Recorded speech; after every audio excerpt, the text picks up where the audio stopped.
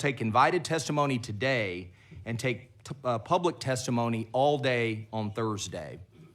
A quick note, someone that may be in this room or entered the Capitol left their bag at the security checkpoint. So if you're missing a bag, that's where it is. I've never announced that before. So check for your bags. With that, members, we'll begin our agenda.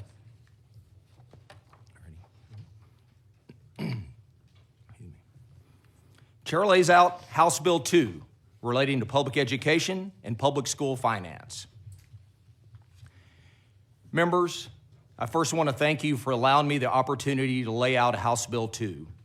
This is an historic piece of legislation as House Bill 2 invests nearly $8 billion in funding for our public schools. That is a larger investment for Texas public schools and our education system than any other legislation we filed in the history of the state of Texas. I'm committed to providing our schools with this landmark funding infusion, but it will take the work of this entire committee to see this through. Proposals in this bill come from more than 3 years of work from so many members of the Texas House, including many policies that the House passed overwhelmingly in the 88th legislative session.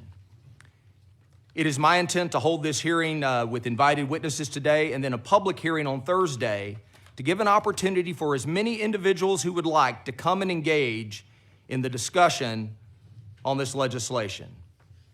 The bill language before us today is not final. In fact, we've only just begun.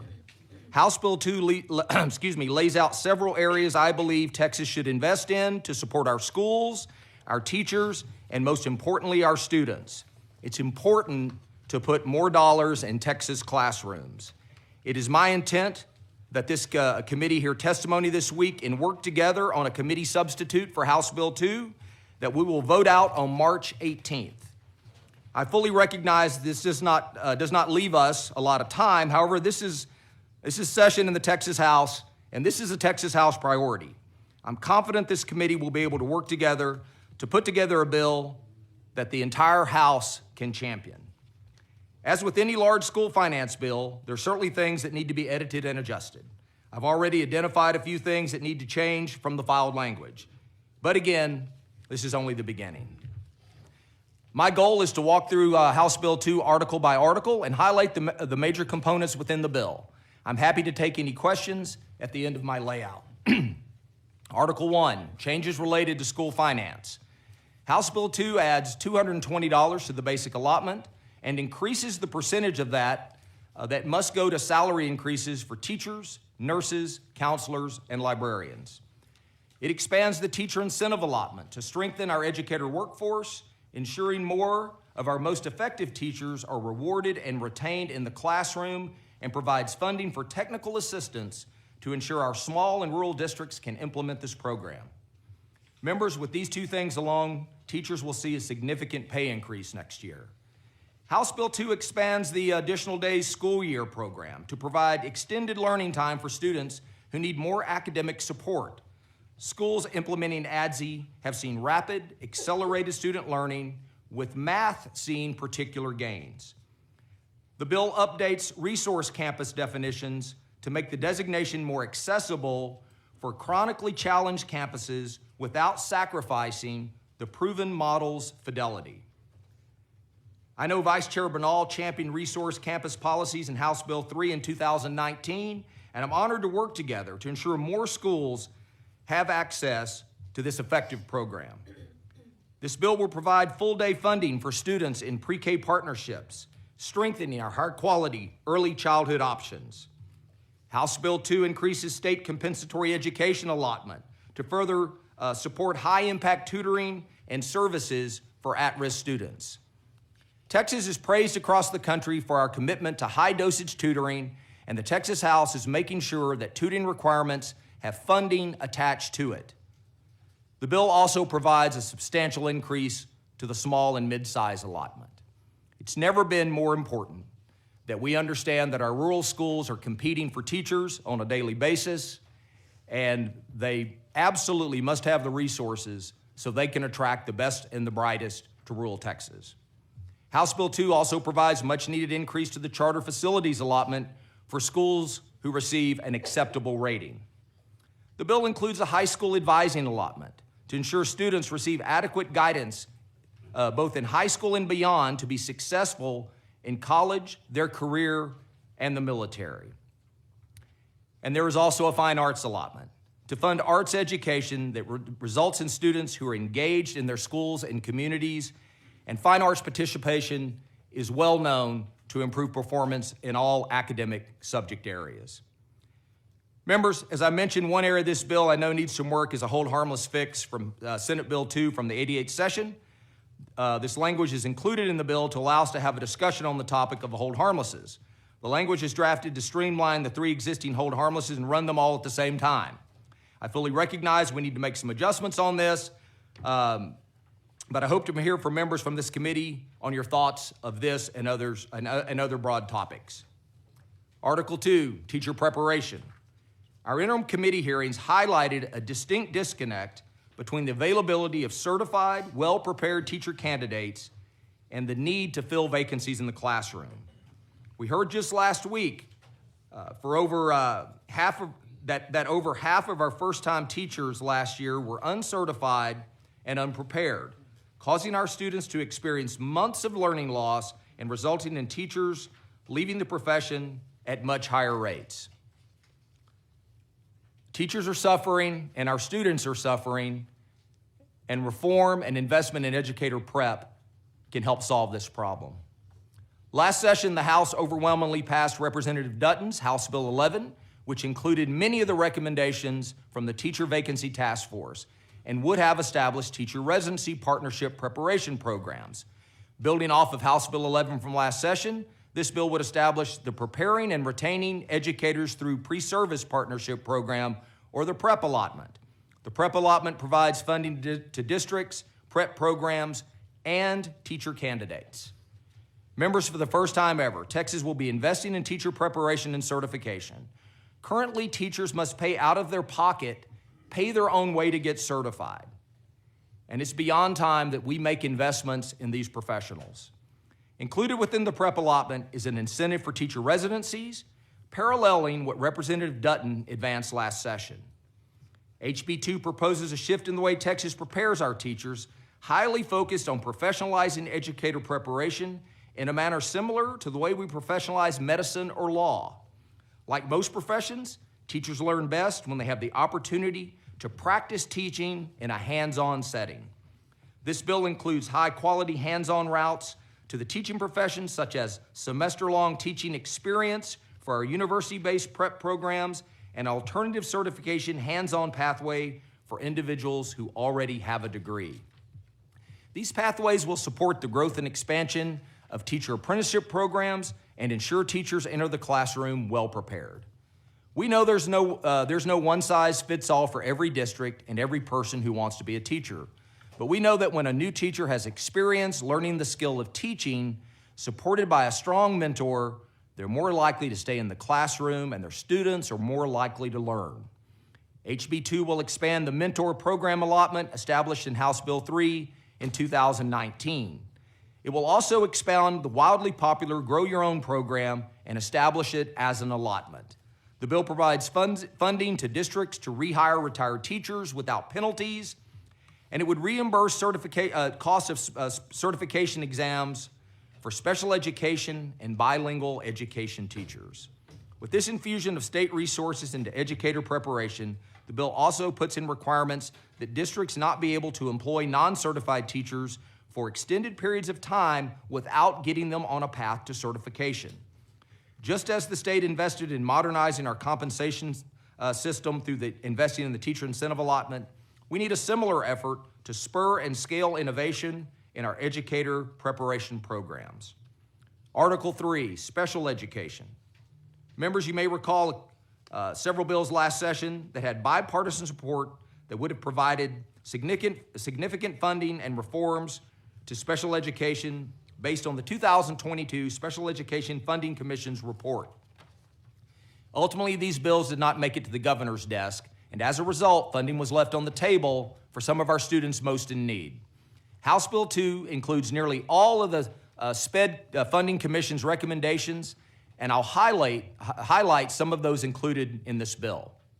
Perhaps most significantly, a recommendation from the commission, this bill transitions funding for special education from a placement-based system to a service intensity-based system.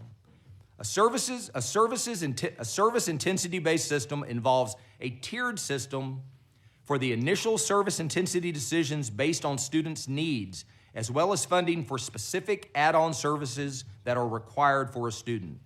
It also provides a cost offset for full and individual evaluations for students evaluated for special education services. For the first time, Texas will provide districts dedicated funding to help reimburse districts for the costs of special education evaluations.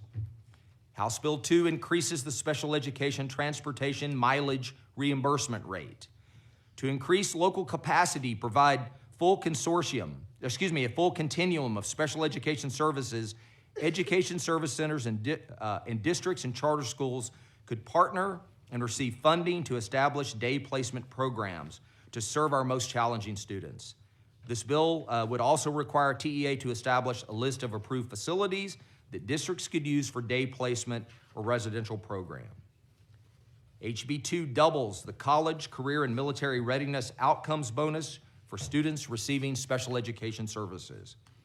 The bill would also expand the popular supplemental special education services program established in the 87th legislature, and it also will change the name of the program to better align with the program's intent.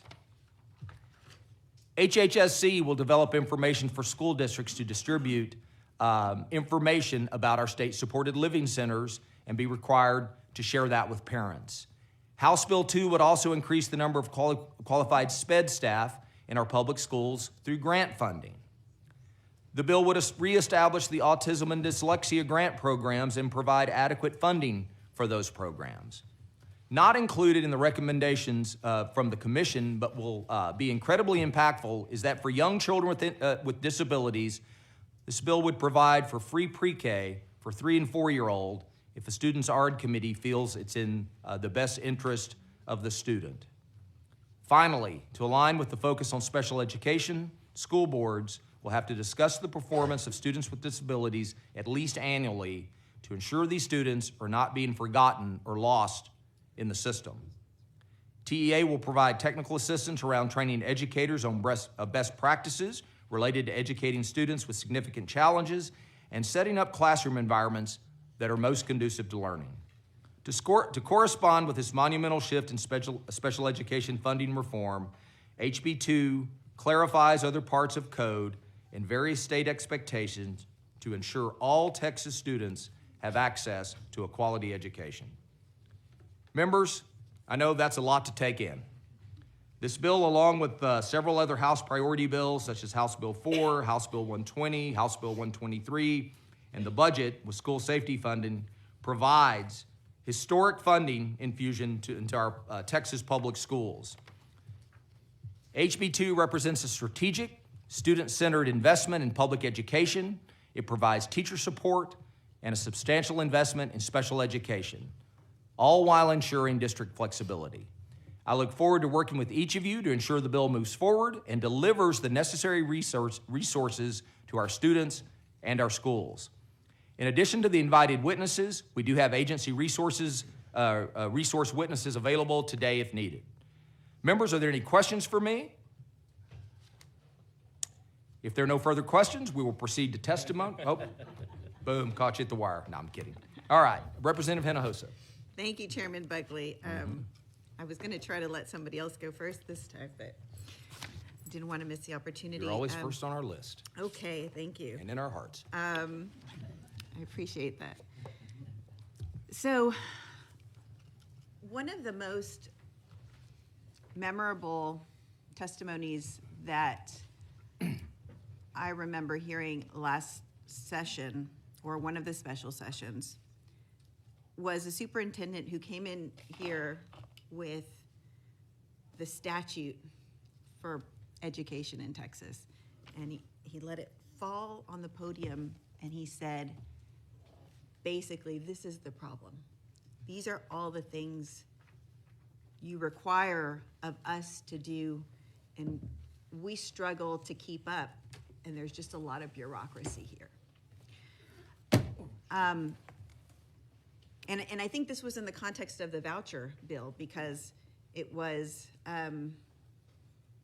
here we were letting people escape the bureaucracy that we had created. And he's asking, why are we doing this? After the presentation last week by Commissioner Morath, it drove home for me a real urgency and a desire to get back to basics of funding a good teacher in the classroom. The meat and potatoes of what government should do. And so I do appreciate in this bill that that there are waivers for the certification test for the SPED teachers and the bilingual teachers, because I do think that will help with certification. I also appreciate the section on reimbursing districts for rehiring those teachers, because often those are the teachers that are certified in the districts. We have heard from them that they're struggling with that. I appreciate the section on prohibitions against hiring non-certified teachers for the foundational subjects. I do worry, though, that because there is such a pressure now to hire these certified teachers, that we will be, or our districts will be, feeling the pressure to pull the enrichment teachers who are certified into teaching the foundational areas. And I don't think that's a positive development. So I would want us to consider what are the unintended consequences of doing something like that. Also, because I don't think charter schools have to have the certified teachers. Is that correct? So I would also worry that our ISDs would lose our enrichment teachers to charter schools for that same reason. So I want us to consider the potential consequences of that. I say all that because this bill does a lot, and I do worry that we are creating unnecessary bureaucracy, in that we're departing from the last big investment we made in public education, which was House Bill 3, where what we did mostly was put that money into the basic allotment. And we told school districts, you all are all so diverse in this large, great state. You all have different challenges. Use the money as you see fit. So last time, just for, to jog people's memory, we increased basic allotment by $1,000 and by $1,020 per student versus $220 this time. So my question is, why? Why are we creating more programs for the TEA to administer and oversee grant programs for districts to apply for, when we know that creates more bureaucracy at the state, more bureaucracy at the district level, instead of saying locally governed school districts, we trust you, here's the money that you need, since we haven't had an increase in the basic allotment for the longest period of time in the last 20 years. Here's what you need to do the basics. Why are we doing it this way? Well, thank you very much for the question. And I would put it this way. The bill attempts to balance basic dollars that are flexible, that go to districts for teacher pay raises, but also to include our paraprofessionals, our bus drivers, our food nutrition folks, and everybody else that it takes to make school district work, along with other dollars just to keep up with the inflationary pressures that our districts are under. But the other investments are in areas where this committee and others have found us to be falling short, and one of which is trying to keep the best teachers in the classroom. We have teachers around this great state that get tremendous outcomes that through a normal human nature tend to migrate out into an administrative position, which are important. However, the most important thing we can do is to make sure that the best teachers stay in classrooms in front of kids.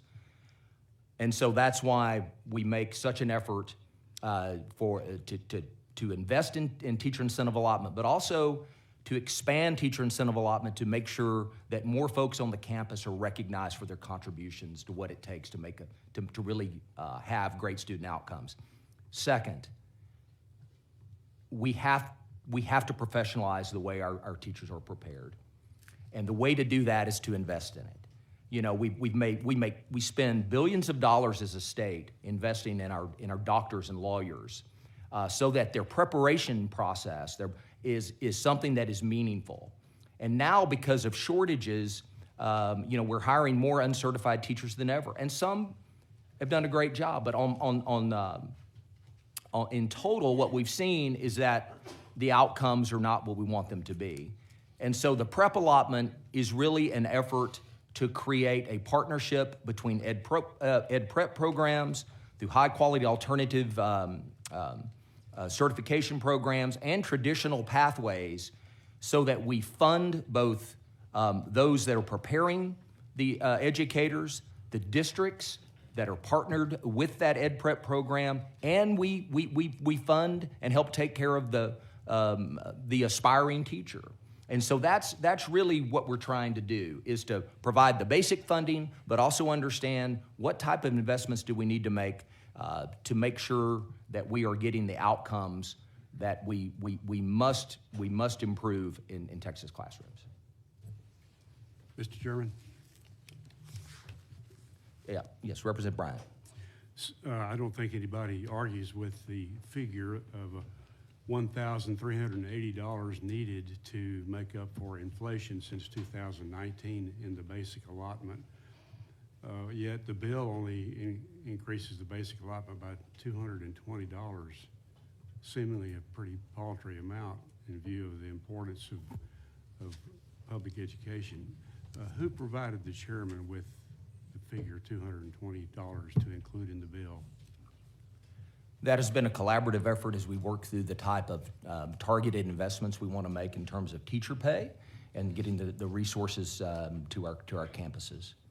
And $220 seemed adequate to those who collaborated in coming up with that figure? Well, I think what you have before you is part is a bill, and there are other bills that will be before this committee that will provide the largest investment in public education in the history of our state.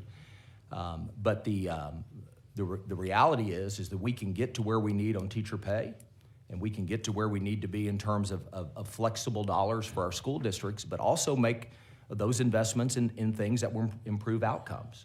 You know, I think if we had a simple investment in the basic allotment, we sort of skip over two of the most important things we could do, which is to make sure that we keep the best teachers in the classroom, that we incentivize them to stay there, we pay them as the professionals that they are, but then we also provide the first ever real estate investment in educator prep, so we are preparing teachers that are better prepared to enter the classroom, which will improve retention, and student outcomes.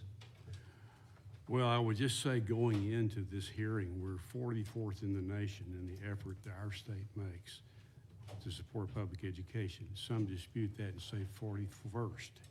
In any event, it's a shamefully low rating among the 50 states. We have such a long way to go. It's hard to believe that all of this complication of this process is moving us substantially forward in erasing that huge effort, a huge deficit in the effort that we make in public education. One might say if we're dedicated to restoring the lost buying power resulting from inflation since 2019, that some of that $1,380 maybe would be spent in another department other than basic allotment, but surely not $1,100 of it. So, I mean, $220 in the basic allotment seems to say this bill raise a question about whether this bill is really all that it has been characterized as being. Well, I appreciate the question, but nearly $2 billion of additional special education funding is in the bill, delivered in a way that reflects more accurately the cost of education. because we're going to, as we reform the way that we fund special education. And you talk to any superintendent, and they will tell you that for any dollar that they can pick up of additional funding for special education frees up M&O funding. We have more special education students in our Texas public schools than ever, anywhere between 14 and 16%, depending on the district. Some are, some are a little higher, some a little lower. The special education funding piece is huge in terms of providing, I would argue, more flexibility and getting more resources into our districts. And so we've tried to take up special education, keeping teachers in the classroom, better preparing teachers, and then just generalized teacher pay and other funds. Other bills will be coming, sir, that have safety money in them, some early childhood money in them. There's others that are coming before us. Okay. Yeah. Who? Oh, okay, I'll get to everybody. Okay. Representative Leo Wilson. Thank you, Mr. Chairman. I like this bill because many of the things that I hear when I'm out in the building from teachers is teacher retention, the teacher incentive allotment has worked really, really well. I even have administrators kind of jokingly go, "Oh yeah, I really tried to pull her into administration, but now that she's making so much more, she's going to stay in the classroom," which was the intended purpose. So the evaluations for special ed was another big one, special ed funding in general. When you talk to charter schools, they're very much on an unequal playing field with, having to take care of their buildings and all of those things. So there's a lot of things in here that I specifically hear every time I'm out in the public schools. And I think that having a specific bucket for it or having a specific allotment, would that not, I know we're thinking, well, let's just trust our school districts and, up the basic allotment and give them this money to do all these things with. But they are fiduciaries, just like we are, and we're fiduciaries of state taxpayer monies. And so when we hear concerns on anything, on roads or whatever the issue is, we typically do an allotment to address that issue that we are hearing about. We don't just say, "Here, do with this what we trust you, you do whatever you want with it." And that seems to be, correct me if I'm wrong, when you do a increase in basic allotment, are you not just saying, "Here's the money, you do all of these things," and then if they don't get done, how is that being a good fiduciary of the state taxpayer dollars? And then we hear about that issue again the next session because it wasn't addressed. Can you tell me what things go into, if we do just an increase to basic student allotment, how do we have a guarantee that these will go into teacher salaries, that these will go into early childhood, that these will go into special ed buckets? The very things that we're hearing constantly that these things need improvement on and that they're not getting enough money on. So can you tell me what a district can spend on basic student allotment? Can they do anything they want with that money? Well, first of all, the bill expands any new money into the system. Current statute says 30% of it must be spent on teacher pay, or basically for teachers, counselors, and nurses. This bill expands that to 40%. Now, inside that 40%, remember, and I think this is important to school districts, inside that 40%, 75% of that goes to teacher pay, and counselors, nurses, and librarians. But the other amount, the other 25%, is for auxiliary staff. So this bill really reaches into the needs that school districts will tell you when they come to my office about where they're struggling. It also, when we look at the targeted investments, it really seeks to solve a problem. We've had school districts and folks from TEA and then folks from our higher education institutions that will talk about the impact of the high number of uncertified teachers that are now in Texas classrooms. And so we seek to begin to change that process. I mean, it's a fundamental change in the way we prepare teachers. And I think as far as encouraging people to go into teaching, now more than ever is the time to make sure they are prepared. It is unfair to expect an unprepared teacher to go into a classroom and to have the type of impact that they need to have in Texas schools. And so what we seek to do in HB2 is to say there is a better way. And there is a way where we don't ask you to do this on your own dime. We ask you to enter a high-quality prep pathway, of which there are 3, and we will make sure that you're prepared when you go into the classroom. We're going to partner you with a great mentor. We're going to partner you with a great, what's called a cooperating teacher, which would be like someone that oversees a medical resident. And you're going to get real practice. You're going to get practice in the classroom with great supports around you. And that's how we build and professionalize the teacher workforce to build retention, but also to get to the student outcomes that we desire and that Texas deserves.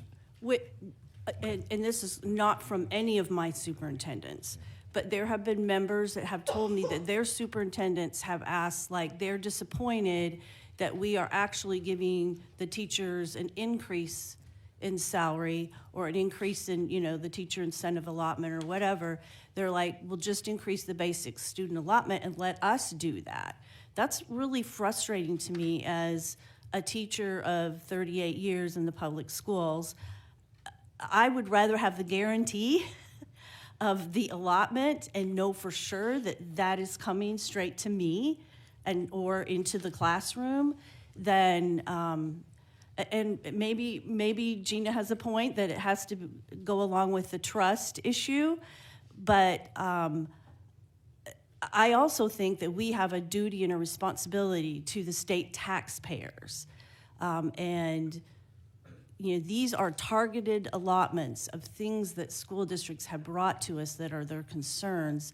And to me, I feel safer, I guess, as an educator, knowing that that is a guarantee. I am going to get a pay raise next year. We're not just giving them the money to do that and then I don't get it. Chairman Hunter, we'll work our way around. So last night we had, well, this morning, we had some emergency issues in the state. I think Chairman Leach has some schools that have damage. So what are we doing about insurance in this bill? I think about 80% of this crowd, and by the way, I feel like 60 minutes, the clock ticking. This is week 2, and I haven't heard anything on my 5 requests from TEA. But I told you, I will tell you each week if I get a response. Chairman Hunter, the bill provides for regional insurance relief to try to lower the costs for districts that have been heavily impacted by rising insurance costs. You talk about direct money out of the classroom. If we begin to fill the gap and assist districts in taking care of these, increased costs that can be 1,000% in some instances. By the state assisting in that, what we can do is we can drive more dollars into the classroom from doing that, and this bill does that. And look forward to working with every member of this committee on making sure that provision remains and that it fits the needs that we have in Texas. And what does the bill do on prehistoric recapture? Prehistoric recapture. That's what I think of recapture. I don't think it's today the same it was when Edgewood began. Yes, sir. The increase in the basic allotment is one of the ways that will decrease recapture payments, and that is the pathway to ensure that. And so because Representative Wilson and I are coastal reps, you're going to hear testimony today that we have some coastal schools that are designated as recapture who send their money back. So then they're at a loss. Then they get hit for windstorm insurance which now your area is going to hit, and they're on the verge of bankruptcy. So if we're going to talk school funding, let's not forget the schools that are about to go bankrupt. And so I'm going to bring that up. You'll hear it. And I think, Chairman, you're doing a good job, but we got to remember a lot of these school districts' budgets now are being eroded by unnecessary insurance costs. And I'm concerned, and you need to check into this, Chair Leach, if they can't afford insurance, then are the buildings uncovered where kids and teachers are? And that sets up a safety issue. Yes, sir. So we're looking forward to working with you, but I want to reemphasize that theme, especially for emergency issues, where I want to see the state agency letting you and this committee know what they're doing. Thank you, sir. Absolutely. Dr. Allen. Thank you. I think my mic is on. I was listening to the bill when you said the funding, you are putting money in for teachers, pay raises, counselors, nurses. I didn't hear you say the first time bus drivers and custodians. And then when you came back, you said teachers, nurses, and counselors and librarians. Where are the bus drivers and the custodians in the bill? Yeah. Yes, ma'am. Thank you for that question. I definitely want to clarify that. Yeah. In the bill, in current law, 30% of the new money that goes into the system whenever must go towards teacher pay, or teachers, counselors, nurses, and librarians. And that's the way we often talk about it. But within that 30%, actually 75% of it, of the 30 in current law, goes for teachers, counselors, nurses, librarians. The other 25% is then allocated towards bus drivers, paraprofessionals, nutrition workers, and the sort. This bill takes that 30% and expands it to 40%, so that then 75% of that goes to teacher, counselors, nurses, librarians, and the 25% of the 40 goes for those paraprofessionals and auxiliary workers. Okay. Then I heard you mention mentors Yes, ma'am. for new teachers and incoming teachers, or teachers who are coming in. Is there pay in there for mentors, Yes, ma'am. There's $3,000 allocated for mentors. for each mentor? Yes. Because I find it very hard to get people to mentor. They don't want to mentor. That's a second job for them if they're not getting paid. It's a hard job, too. It's a really hard job. Yes, ma'am. Yes. And I heard librarians, you're putting, are we putting librarians back in the schools? They receive a pay raise just like a teacher in this bill. Are you aware that many of the schools are closing their libraries? I've read that in some press reports, yes. Okay, so that means we have funding and we're gonna put those libraries back in schools. That will be up to each individual district, but I would imagine they would, because that's an important part of what we do in school. Absolutely. Yes, ma'am. Thank you. Representative Tallarico. Thank you, Chairman. And thank you for all your work on this bill. I know this is a huge task, and there is a lot of good stuff in this bill, particularly special education, so I want to thank you for your work on that.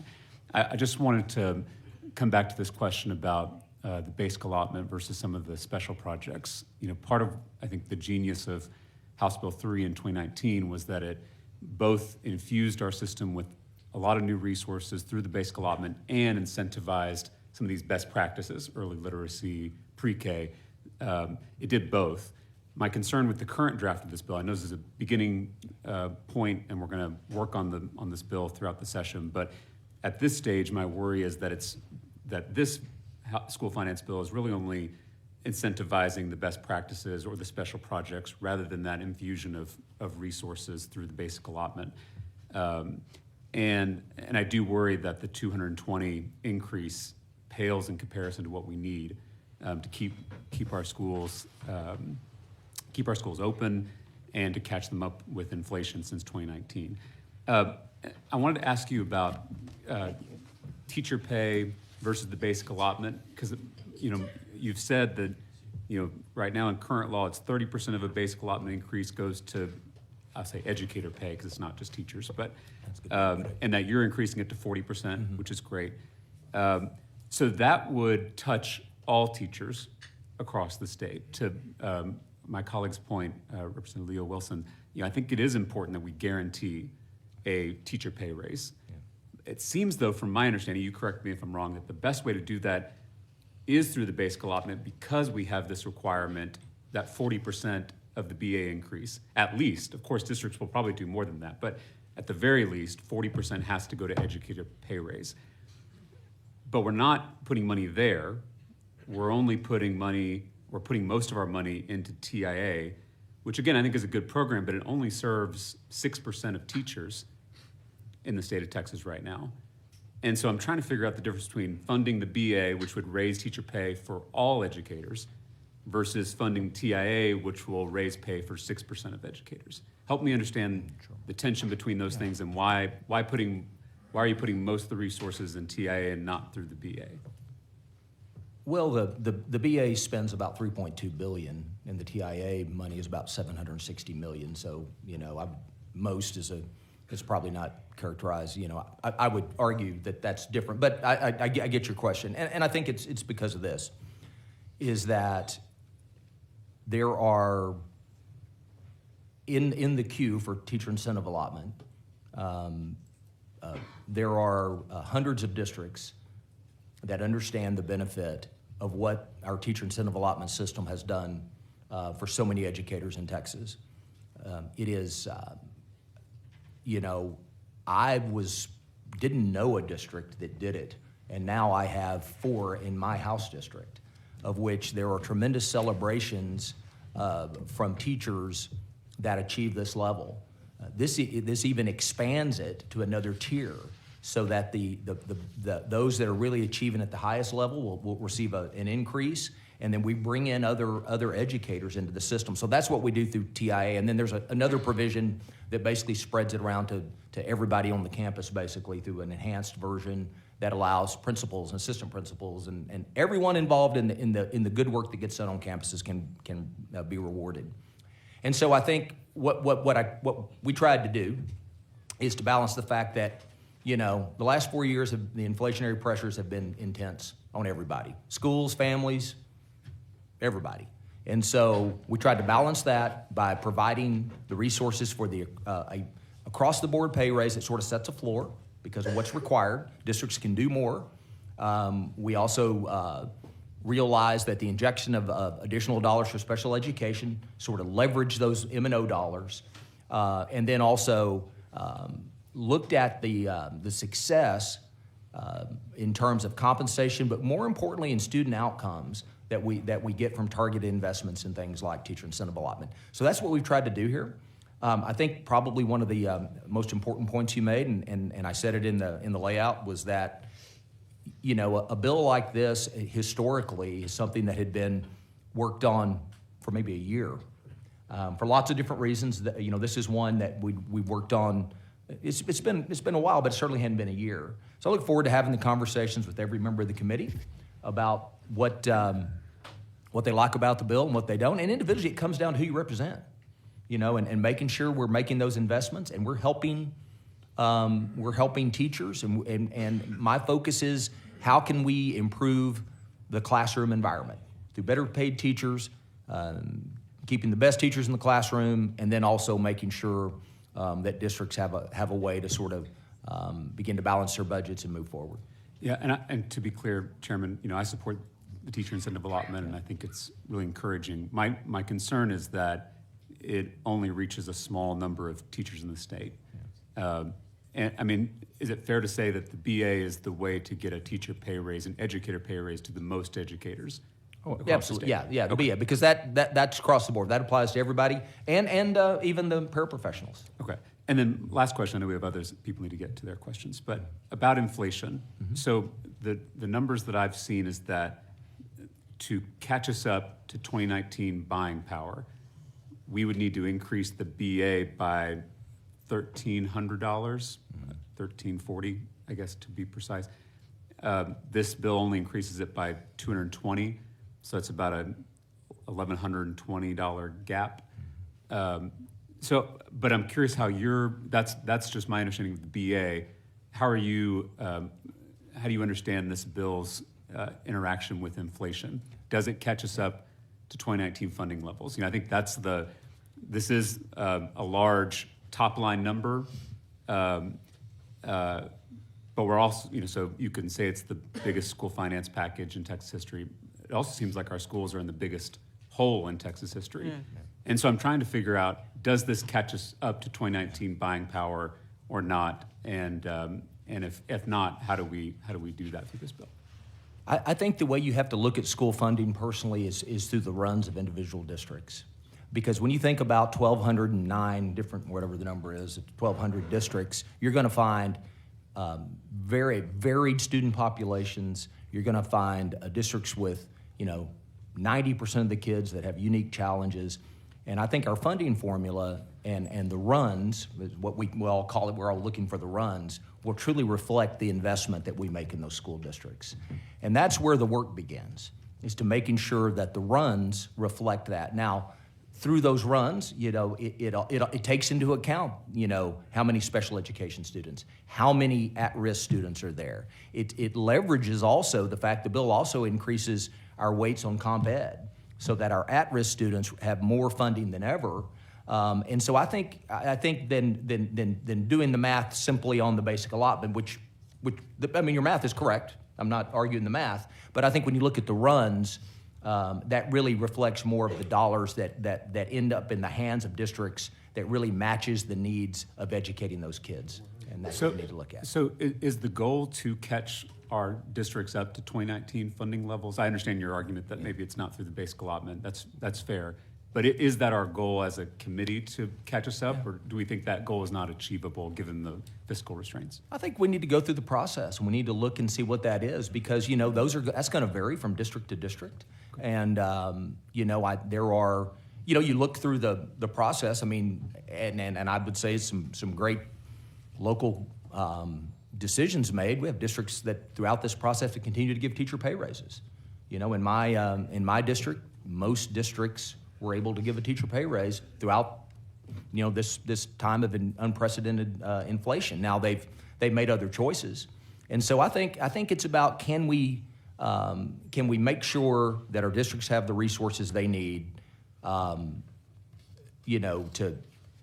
guarantee the pay raise at whatever level, but then to also begin to impact students based on the individual challenges that districts have. And I think that's where our funding formula is quite complicated, but it also is what truly reflects the dollars that flow into a district. Thank you, and thank you, Mr. Chairman, for answering my questions. The only last comment I'll make is I'm trying to look at this in context of inflation in particular, because a teacher pay raise is great. If a run comes out and shows my district's getting more money than they have now, that's great. Of course, more money and more resources for our educators and for our schools is better. But if it is not keeping up with inflation, if it's not getting them back to 2019 buying power, then they're still in a hole. I think that's my point. So an increase is good.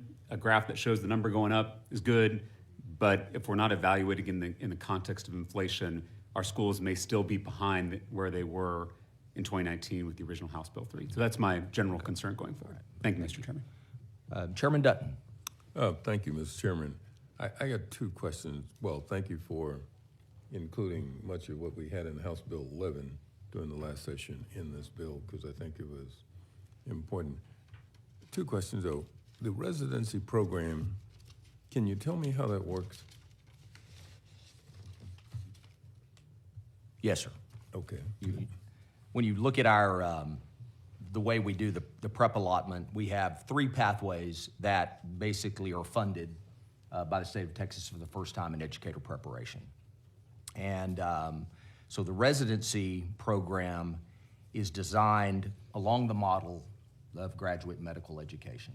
So you have a student that is in a educator prep program, and this bill requires that one be certified or that they have the curriculum in place, if you will, to provide high-quality educator prep. And not only do they go through a series of curricular or classroom activities for pedagogy and things like that, it actually puts the teacher in a pre-service position of serving as a classroom teacher with a cooperative teacher and others around them that can help them practice the art of teaching in a true resident fashion. And it also funds the candidate. The teacher candidate can be funded for pay. Minimum pay to a resident must be at least $20,000. Okay, it can be more than that. We also fund the educator prep program. Okay, so we incentivize them to have a high-quality educator prep program. The cooperating teacher, which is kind of the resident supervisor, if you will, receives a $2,000 stipend. And then we also have dollars that flow back to the ISD for them to do their part in this process. And So does the teacher or prospective teacher spend their last year in that classroom? yes, sir. Okay. Yes, So sir. they would go to the classroom and spend their last year there out of the education preparation program. Yes, sir. And but they would have to be with a certified teacher, Yes. and they could also get paid. I think it's the minimum of $20,000, but a maximum of something else. isn't it? 36, I believe. Okay, $36,000 for that year. Okay, and the teacher incentive allotment, right now there are 3 pathways. Yes, sir. Do we change that? Yes, we expand those to 4, to an acknowledged okay. category. Right, Yes. okay. So we'll have more teachers now who would become eligible for the TIA. Yes, sir. And one of the problems we experienced was a lot of districts didn't understand the process or weren't able to pull it off. And they were asking for help. Do we do that? Yeah. Yes, we have grant dollars available in the bill, and technical assistance, if you will, to basically establish a teacher incentive allotment program in districts across Texas. Okay, all right. All right, thank you, Mr. Chairman. Representative Schoolcraft. Thank you, Mr. Chairman. Did you say that we're adding $2 billion in funding for special ed in this bill? It's right at 1.9 or $2 Okay. billion. You made this point, but I think it's worth repeating. The schools currently statewide are spending about $7 billion on special ed. We're funding them at about $5 billion for special ed. So it's a $2 billion shortfall, and you're funding them fully at what they're spending on special ed, which is a good thing. But by doing that, those schools are currently spending money, and if we're now funding this, that does free up that $2 billion to be used for whatever the schools want to use it for. Is that not correct? Yeah, what happens now is that though there is a funding deficit for special education goes on. And so districts draw down what they can for special ed. When those dollars don't match the need, then they pull from M&O or basic operating funds. And so when you invest in special education funding, you close that gap, and you actually, in my term, is free up more dollars from the M&O side to be invested in whatever the district needs. So I think I think it's good for kids, first of all, but it's also good for districts on a financial standpoint. That $2 billion that you're freeing up, they can use it for anything. I did a little quick math. There's 371,778 teachers. If the school districts chose to spend that $2 billion and give pay raises, that would average $5,379 per teacher per year out of that for that $2 billion. Just an interesting point. Thank you. Chairman Ashby. Thank you, Mr. Chairman, and I want to join with others in thanking you for your Herculean effort to put this bill together. And you know, I agree with a lot of my colleagues in terms of, I'm excited about the historic increase that we're making in funding for public education. Certainly something that I strongly support. And I do think it's fair as you were saying earlier, and I, along with everybody else, is very interested to see the spreadsheets or the runs, as we call them here in Austin, on how this bill will impact our individual school districts. And I really just wanted to mention a couple of things. One is, and I think Chairman Dutton, you answered the question partly with response to his question, but when I look at my district, I've got about 35 school districts, and less than half of those are currently participating in the teacher incentive allotment. And so I think a lot of it in my conversations with superintendents has to do with, one, in 2019 when we created it, I think a lot of folks maybe thought it was going to be a fad, something that we didn't continue to invest in long term. And I think the message to our school districts is this is something that's here, it's going to be around, and I really appreciate what you're doing with the investment through grants and helping those school districts that aren't participating try to gain access to the technical expertise that's going to be necessary to bring them online and participate in that program. Also, I don't think it's been mentioned yet, but I want to applaud your effort in the small and mid-size district adjustment. That's a game changer for the majority of school districts across the state that fall into that category of mid-size and small. And certainly, I know my superintendents are very excited about it. And I think it's important that, people understand that it's critical that we provide that funding, that adjustment, because our small and mid-sized schools don't have the same efficiencies and economies of scale that our larger school districts do. And in particular, I know with members on this committee, teacher pay is a priority. And, the majority of my school districts are, the starting salary is still below $40,000. And so, it's hard to compete with the larger school districts. It's certainly almost impossible to entice someone coming out of a teacher preparation program or college to entice them to come to the rural part of the state. And so I just want to publicly thank you for what you're doing with the investment in the small and mid-sized district adjustment. And then lastly, I think there's consensus and largely an agreement here. It seems like every 2 years, we at the legislature talk a lot about keeping up with inflation. And I recognize that we've got a finite amount of money to work with, and again, the largest investment we've ever made. I would just comment that, looking forward prospectively past this biennium, if there's a way that we could add that inflation index to the basic allotment, I think it would be something that would be extremely beneficial to our school districts and be helpful in avoiding the legislature from having to come back every 2 years and have this discussion about, are we keeping up with the cost of inflation? So I would just submit that as something, as we worked on this bill moving forward, that we look at, Mr. Chairman. So thank you. You bet. Thank you very much. Look forward to working with you on that.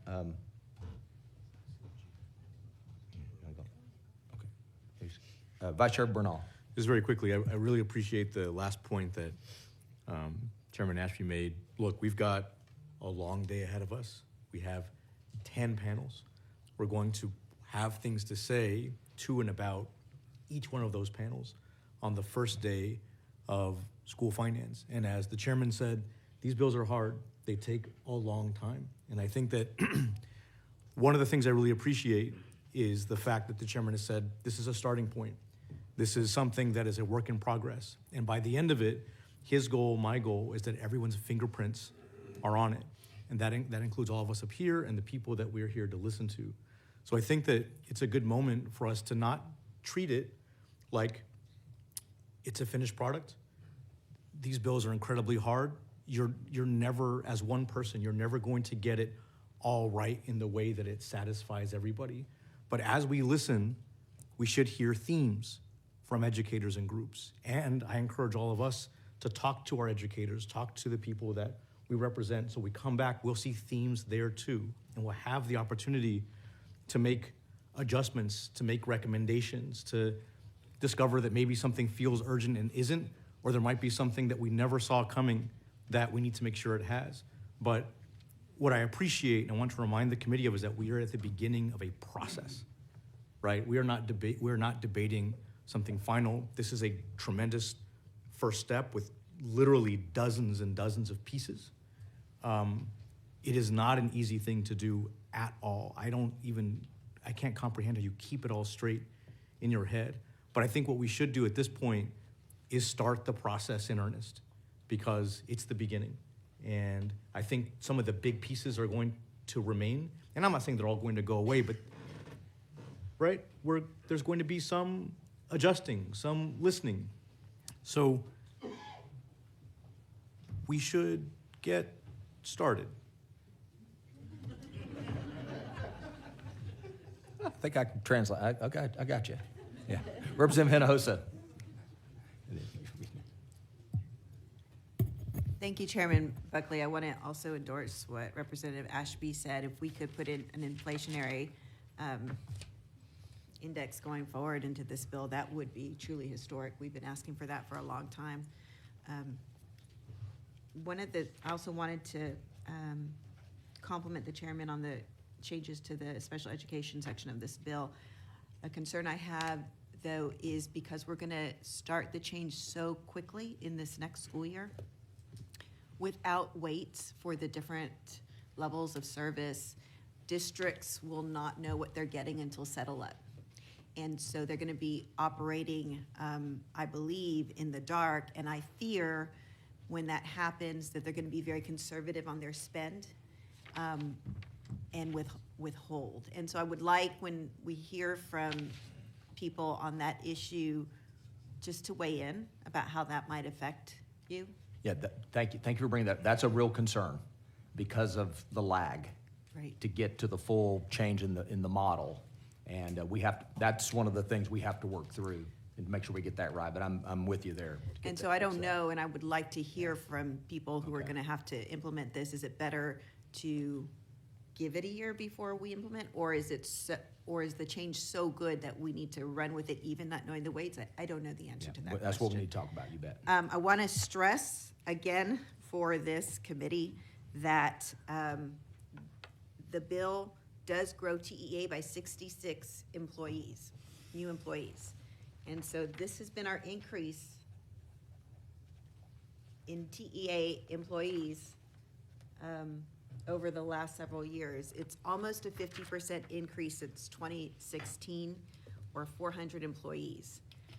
Again, I hear constantly from constituents that there's too much bureaucracy in the system. When we create more here, it creates more in our district. It's less money that goes in the classroom.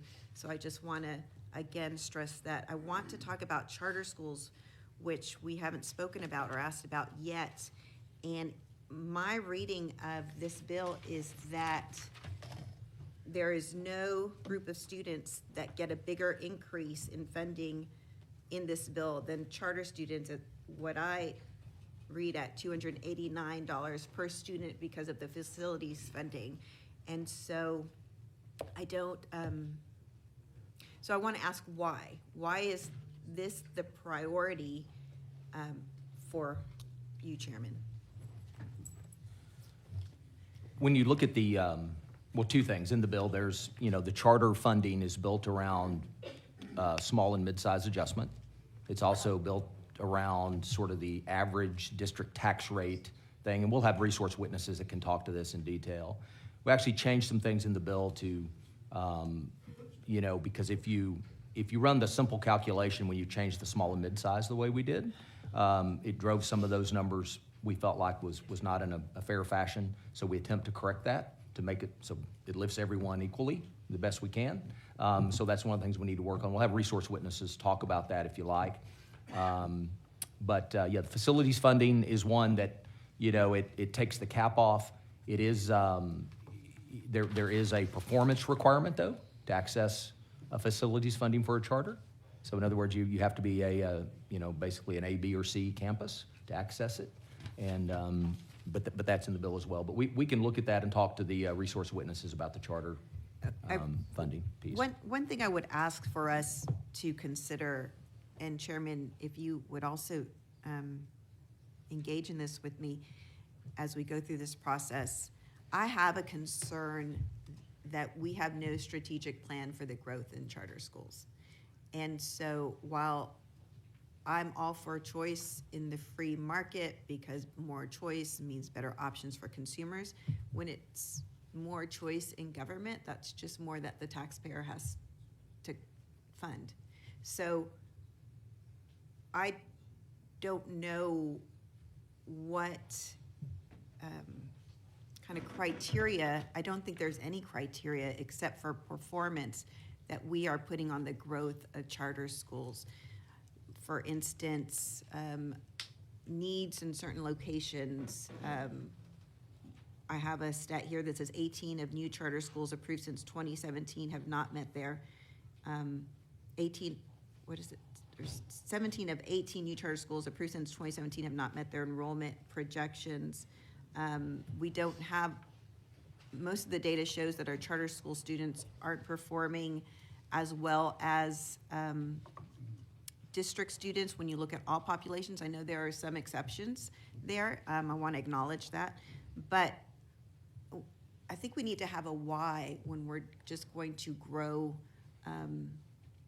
a lane of schools and we don't have that same local oversight and control of why are taxpayers saying yes or taxpayers saying no, as has happened for bond elections recently. But we should provide those kind of guardrails for why we are growing our charter schools. And if you disagree, I'm happy to hear your take on it. But that has been my kind of nagging concern with the growth in the state of charter schools. Yeah, I think it's a good point, but I would just say this. I think what we want to do is we want to make sure that the best performing charters have access to good facilities. I think about testimony we've heard here before last session of a very high performing charter in Lubbock, where an operator is basically in portable buildings. Some of the safety requirements are hard to attain. That are getting tremendous outcomes with children that with at-risk students, and those are the ones that we want to make sure can have the facilities that are safe and create a positive learning environment for kids, because they're already getting it done in substandard facilities, for sure. And so that's why we have in the bill to make sure that they're performing at least an acceptable level. I think the other thing, when you look around the state, and it's like any other endeavor, you see some very high-performing schools and others that are struggling. But I think, especially when it comes to some charters that have, great partnerships in career and technical education, whether it be in healthcare, whether it be in technology. There are charters that intentionally move into neighborhoods where kids have struggled for generations, that are beginning to turn the tide. And so what I believe is that we just have to create a kind of an all-hands-on-deck approach to make sure that parents can make those decisions to access what they feel is best for their kids. But I do want someone to speak to the calculation. Okay, I can't do the math at the dice, but not that one. I can do some of the others, but that one is it requires a lot of data. But we can talk about that, Okay. and I want to work through that with you. Okay, appreciate so that. You bet, Thank absolutely. you. My final question Yes. is, when will we get runs for this bill, and will we get a breakdown for each section of costs? Well, I'm just asking when. Yeah. Well, I think that's the process. I think Vice Chair Bernal, really spoke to very eloquently. We're going to spend the next couple of weeks seeing a lot of each other, one-on-one and small groups, what have you, where we can get together and we can work through this. This is a big bill. It's very complicated, as school finance bills are. My commitment is to work with every member of this committee and any of our colleagues that have concerns. But the first goal is to make sure that we have an end product that reflects, I believe, the needs of Texas. And this committee is made up of incredibly diverse backgrounds, and that's what we're going to get to. Are we going to have a breakdown for section by section for a cost for each section? Absolutely. Okay, great. Yeah. And I just want to ensure that we get runs before we vote on it. I feel Oh, we bad. will. My Yeah. superintendent is here. He's going to testify about, not to put you on this spot, but he's going to testify about his position on the bill, and he doesn't have runs to know exactly how it's impacting him.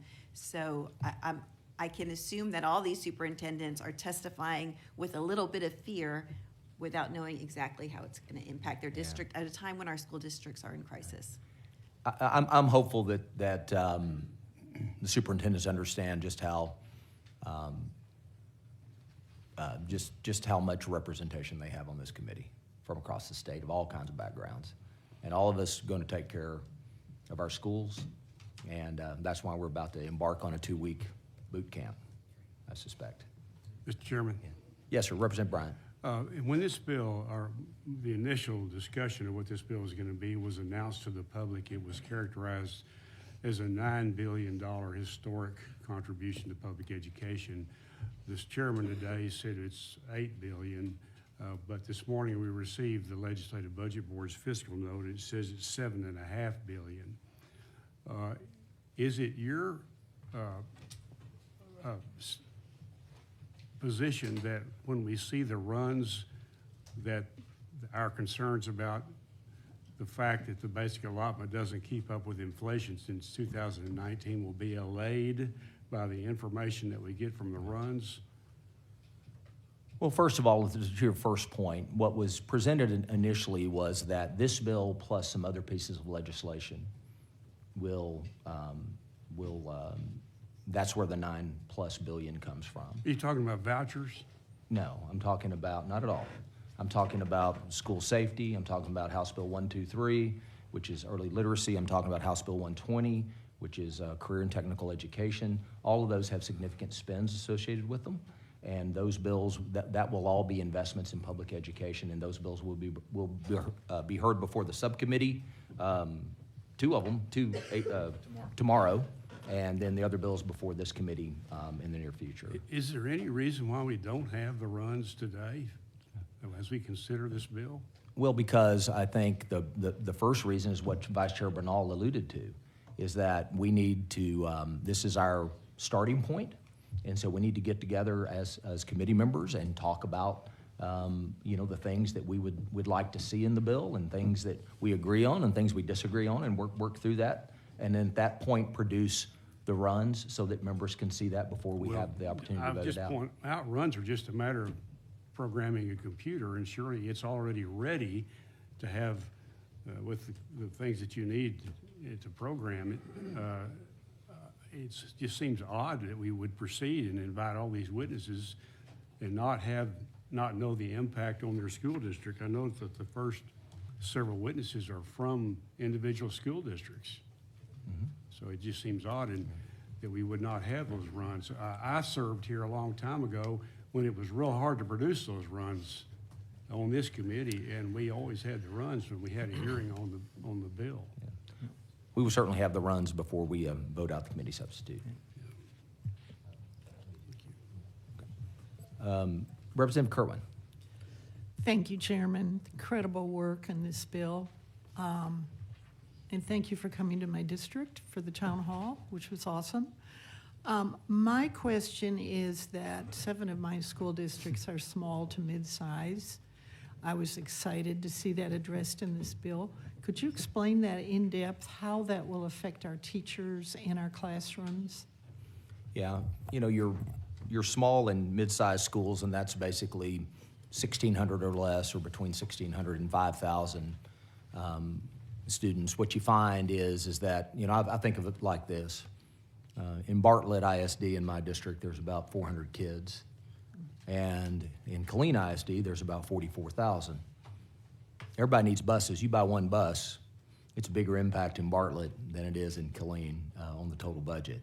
And so the small and mid-size adjustments seeks to sort of compensate for the inability to have economies of scale that larger districts can. I think back in the day, there used to be called the cost of education index or something like that. That was taken away at maybe 2019 or sometime, and then it was replaced with a small and mid-size adjustment that compensates for that fact.